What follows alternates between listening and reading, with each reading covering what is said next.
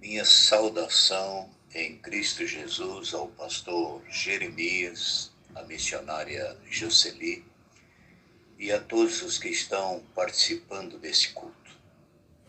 Convido a todos para ler na primeira carta do apóstolo Paulo aos Tessalonicenses, no capítulo 5, no versículo 23, onde o texto diz: "E o mesmo Deus de paz vos santifique em tudo, e todo o vosso espírito e alma e corpo sejam plenamente conservados e irrepreensíveis para a vinda de nosso Senhor Jesus Cristo."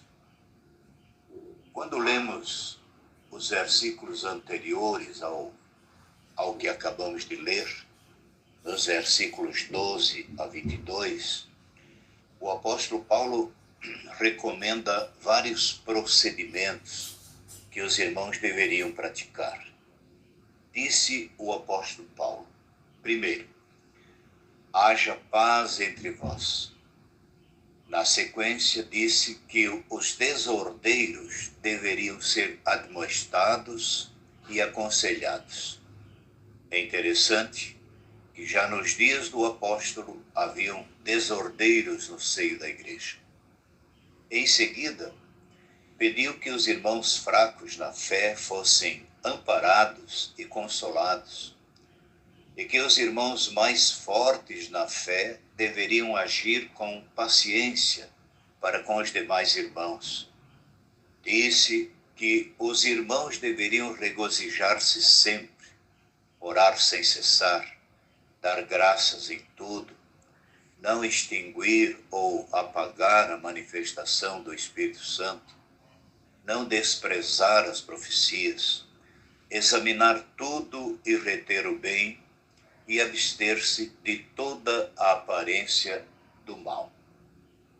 No versículo 23, como já está chegando ao fim da primeira carta do apóstolo Paulo aos Tessalonicenses, o apóstolo abençoa os irmãos dizendo: "E o mesmo Deus de paz vos santifique em tudo, e todo o vosso espírito e alma e corpo sejam plenamente conservados e irrepreensíveis para a vinda de nosso Senhor Jesus Cristo."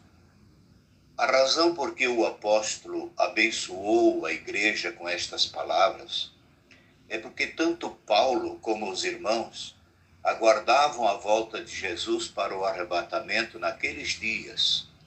Como Jesus ainda não veio, essa bênção é para nós também, que hoje estamos aguardando a vinda de nosso Senhor Jesus.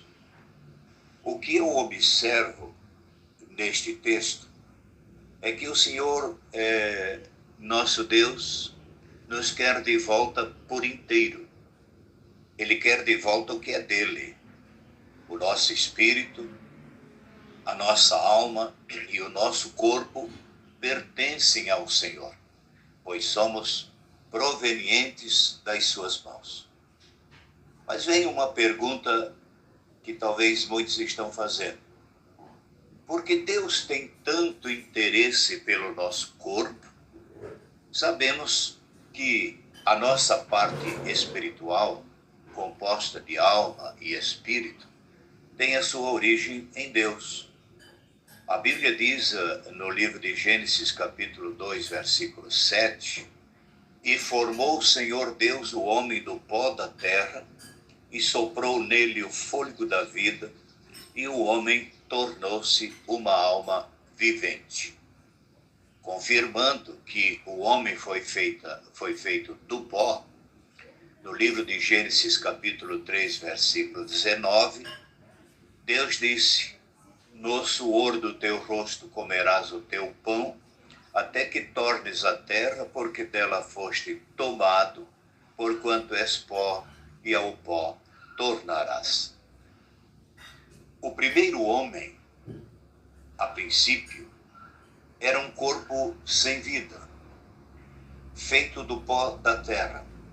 mas que recebeu o sopro divino e passou a viver. Se olharmos para o corpo humano sem a parte espiritual, que é a alma e o espírito, é apenas um corpo vazio sem valor. Como o corpo humano foi criado a partir do pó da terra, vários componentes químicos existentes no pó são encontrados no corpo humano, o que muita gente não sabe.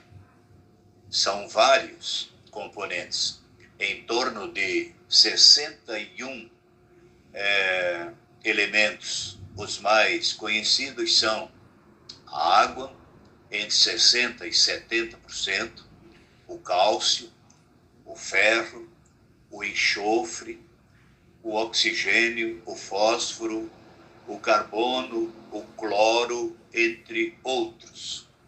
Se fosse vender esses minerais, pois que estão no corpo em pequeníssimas quantidades, não alcançariam muito valor.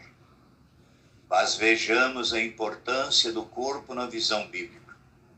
Ao escrever a sua primeira carta aos irmãos de Corinto, o apóstolo percebeu que muitos irmãos não tinham conhecimento do valor do corpo. Então escreveu: não sabeis vós que sois o templo de Deus e que o Espírito de Deus habita em vós? 1 Coríntios 3,16. E em seguida, na mesma carta, no capítulo 6 e nos versículos 18 a 20, o apóstolo escreveu: fugi da prostituição. Todo pecado que o homem comete é fora do corpo, mas o que se prostitui peca contra o seu próprio corpo. E o apóstolo continua: ou não sabeis que o nosso corpo é o templo do Espírito Santo que habita em vós, proveniente de Deus, e que não sois de vós mesmos, porque fostes comprados por bom preço. Glorificai, pois, a Deus no vosso corpo e no vosso espírito, os quais pertencem a Deus. Um pouco antes, no capítulo 4, e no versículo 3 desta mesma carta, o apóstolo revela que é a vontade de Deus para, ou seja, qual é a vontade de Deus para os crentes. Ele diz: porque esta é a vontade de Deus, a vossa santificação, fugir da prostituição. E completa no versículo 7, porque não nos chamou Deus para a imundícia, mas para a santificação.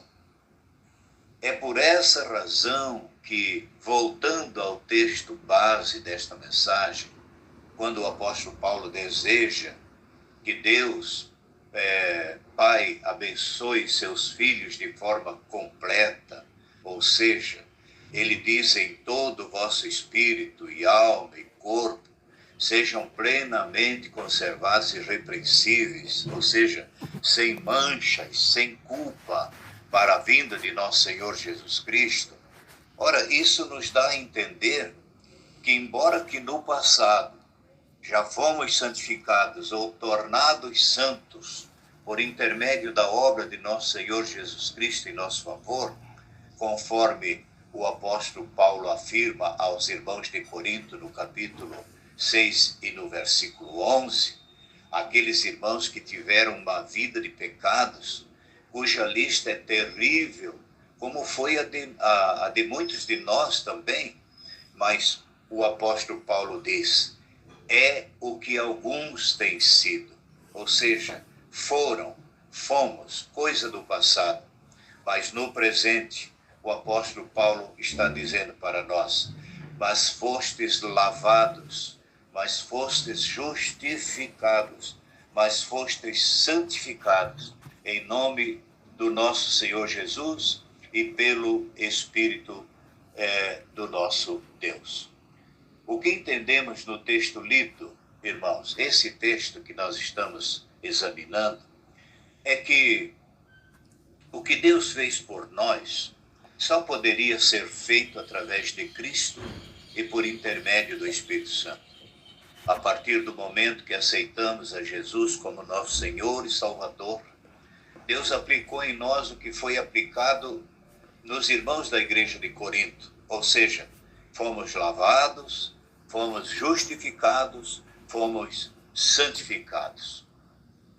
E se lermos mais uma vez, cuidadosamente, 1 Tessalonicenses, capítulo 5, versículo 23, vemos o apóstolo Paulo colocando sobre cada um dos irmãos da igreja de Corinto, como sobre nós também, a responsabilidade de mantermos nosso espírito, nossa alma e nosso corpo em santificação, que significa separação para Deus, de forma que o Senhor Jesus nos encontre de forma irrepreensível em santificação, sem culpa e sem manchas, na sua vinda, que pode acontecer a qualquer momento.